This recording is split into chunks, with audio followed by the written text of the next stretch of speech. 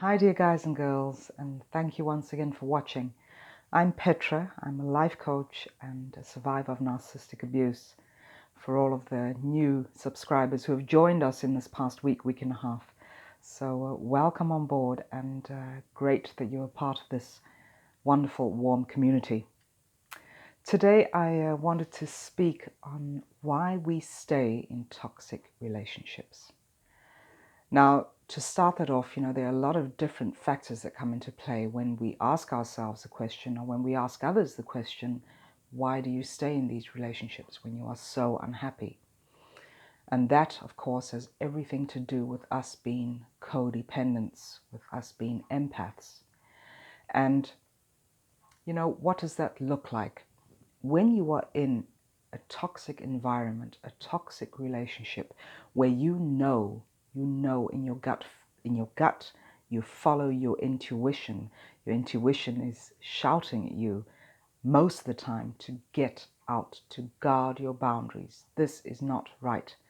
And yet we continue to take on the abuse, the verbal abuse, the physical abuse, and we maintain this relationship with the toxic person. So, of course, being codependent, it has everything to do with how you and I were raised, and it is, well, not usually.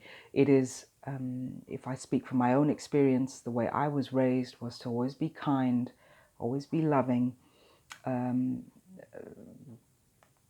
putting others' needs before my own. And this was it was the time we grew up in. I grew up in the 70s and 80s, and that was the time that we were living in at that point, where children should be seen and not heard. Do not speak until you are spoken to. Always be nice, always be kind. This also contributed to the way I am right now. And, I understand that a lot of codependents grew up with narcissistic parents or parent.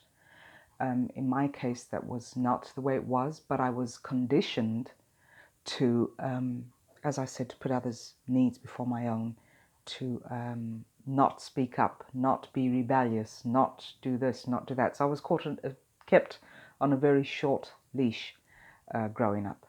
And of course, I did not think anything of this when I was younger. That was just the way we were brought up. But it makes a lot of sense when I look back on my childhood and see how I have tolerated abuse in my life for, spanning over 12 years. It makes a lot of sense why I stayed in these relationships. Because I now understand why I stayed in. So that is, that is the reason why I just wanted to share this with you. We fear when we're in a toxic relationship and we know that we need to to sever the cord, we know we need to leave. One of the things that are stopping us is that we fear being alone. And when I say alone, I'm talking about the physical side of it, that we are on our own. I remember going through this. I'm sorry, I just see a very huge spider on that side of the room. I'll just keep still and hope she just passes by. Sorry for the distraction there. But I remember when I finally plucked up the courage, or just before I plucked up the courage to leave the abusive romantic relationship that I was in, I was afraid of being alone. I thought, if I leave this man, if I leave this relationship, who is going to want me? I am not valuable enough for the other person. No one is going to love me the way he loved me. At least that's what I thought. So I was very much afraid of being alone in a physical sense, because I attached that to a status symbol, that I was in a relationship, because in my mind that added value to my life, that I was not alone. It added, again, in my mind, value to the fact that I was this woman, I was being celebrated in my womanhood by having this partner, even though he was toxic, so this played into it as well. The other thing that played into it was feeling loneliness. Now, loneliness is not the physical state. Loneliness is the emotional side of that, where you're feeling lonely. You feel that your emotions, you will feel better about yourself if you are attached to someone. You need that toxic person in your life to validate your emotions and your feelings and your existence. So the fear was, if I leave this relationship, I will not be valuable. I will not be validated. That is the emotional side of it. It is an emptiness that you feel because a codependent always looks on the outside for validation,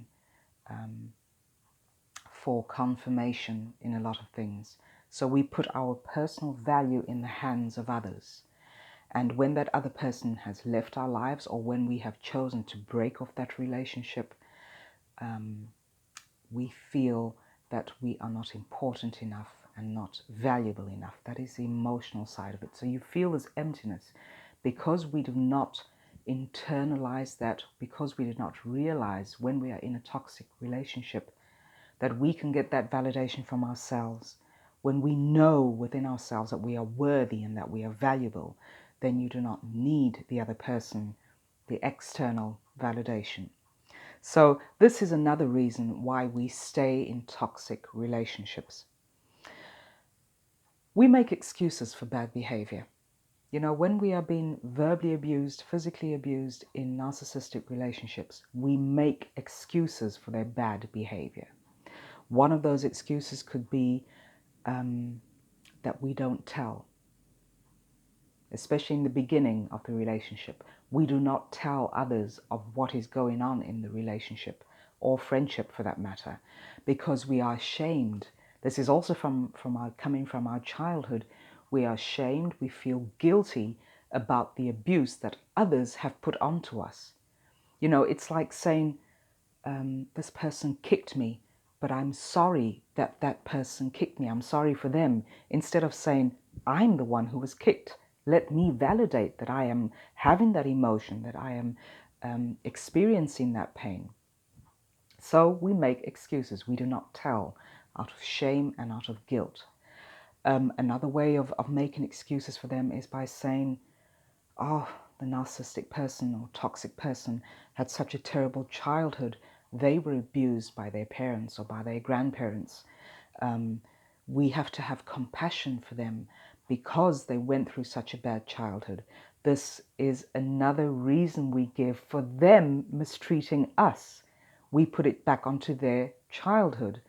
And really, if you're honest with yourself, it is making an excuse for bad, very bad mistreatment and very bad behavior. We could also say they are experiencing stress at work, and that's why they came home and they were just totally pissed off at me. That is why they aggressively attacked me on the phone or in person. They had a bad day. They had a lot of stress. So I need to understand that. I need to be more loving. I need to be more understanding. This is another reason we stay, is because we feel that we can make excuses in our mind about why they are mistreating us.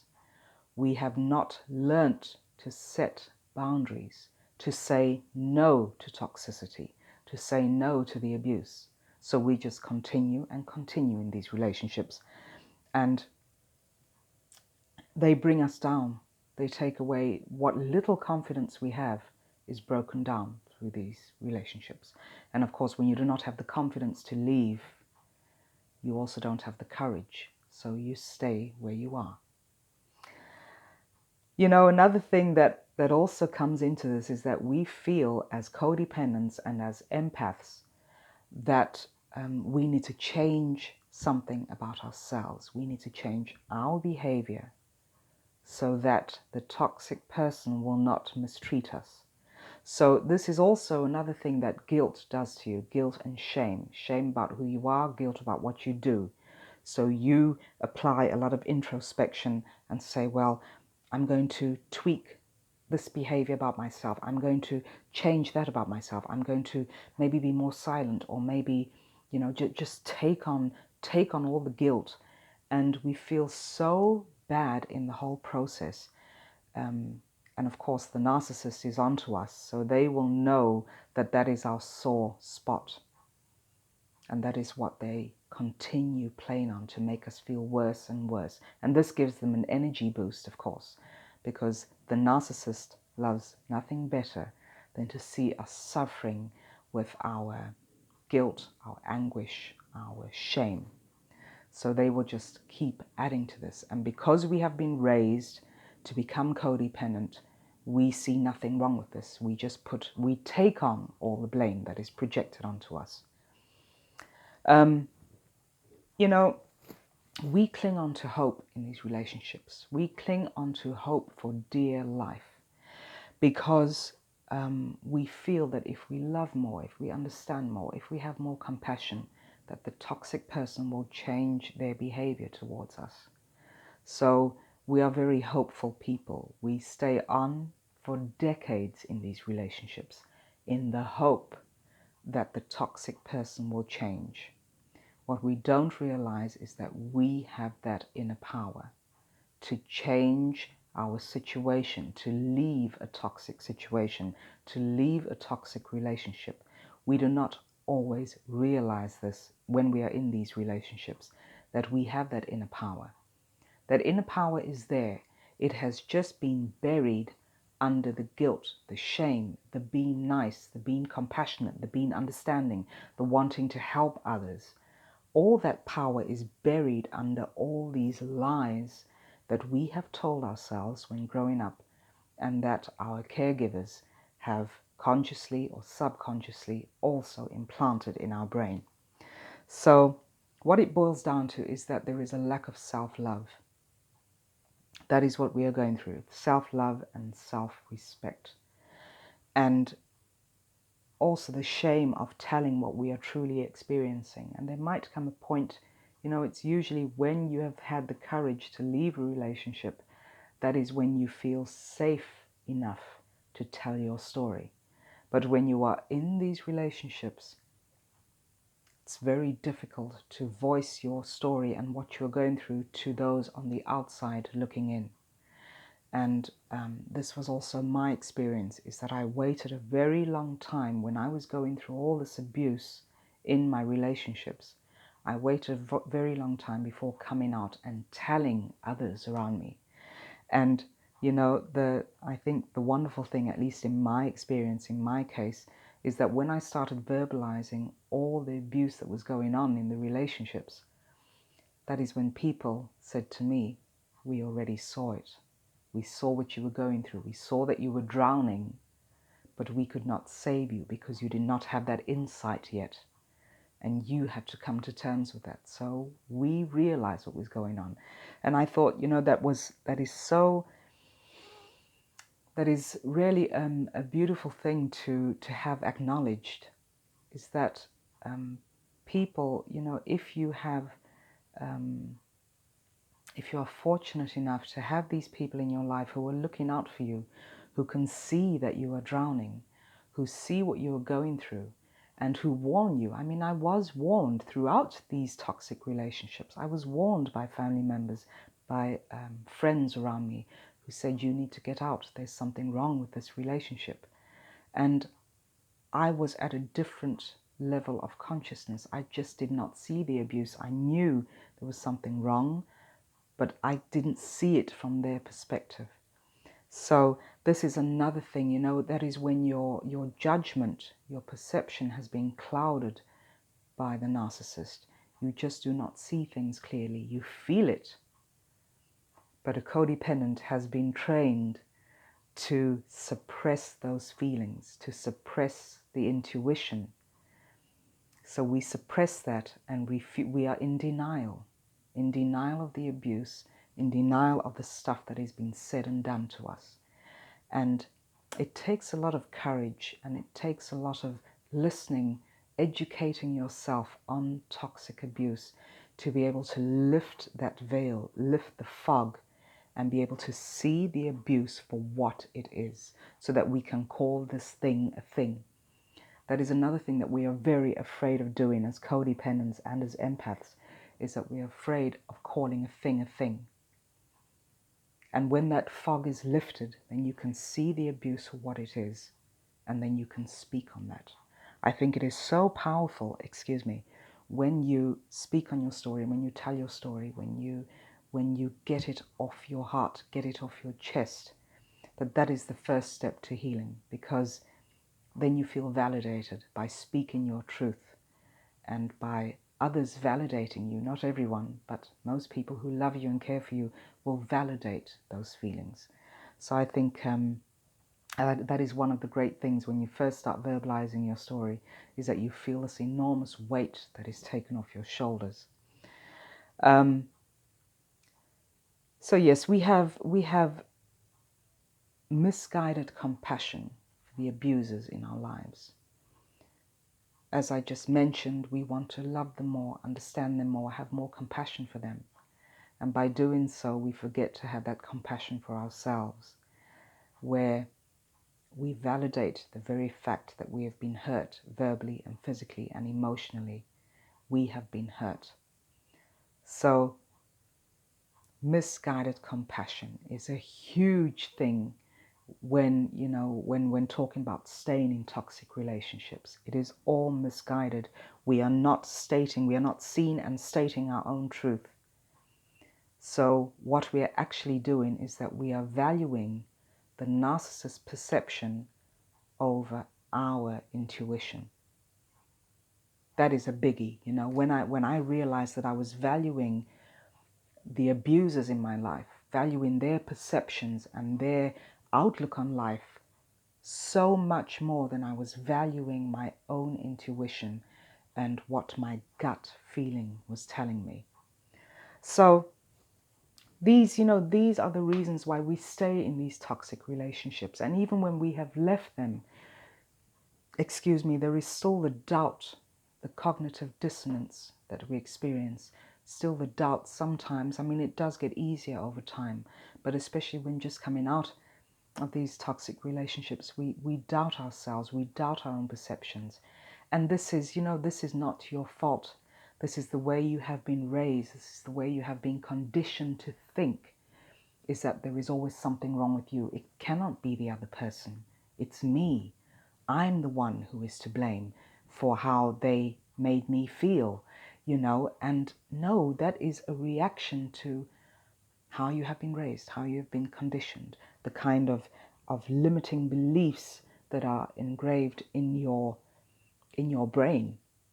So, with codependency, I don't think you can call it healing. You cannot heal from codependency, but you can learn how to change your belief system, how to be able to look at a situation and be very objective about it. Instead of taking on the blame of the world, the hurt of the world, we can look at things as they are, and through going through all that adversity, we can learn how to change our belief system, which will put us in a better state of mind. Someone who says to you, you should be seen and not heard, that is a big thing for codependents. So we go through life thinking that, yes, people can see me, but I cannot make myself heard. They do not hear me. I am invisible. These are one of the big things that, you can get to change in your way of thinking, which is going to put you in a better position to ward off this kind of toxicity, to no longer allow it into your life, by setting healthy boundaries, by realizing your worth. It is something that can be learned. I am proof. I'm living proof of that. That you can change that belief system, and you can have a healthy relationship with yourself. And once you have that healthy relationship with self, then you no longer feel the need to gain that validation from external factors. So I hope that that has made sense, and please share your stories. Please feel free to share your stories here down below on the reasons why you stayed in toxic relationships, and what was that one thing that made you take the decision of getting out of these toxic relationships and getting back to becoming healthy and whole again. Thanks again for watching, and I'll speak to you all very soon. Bye for now.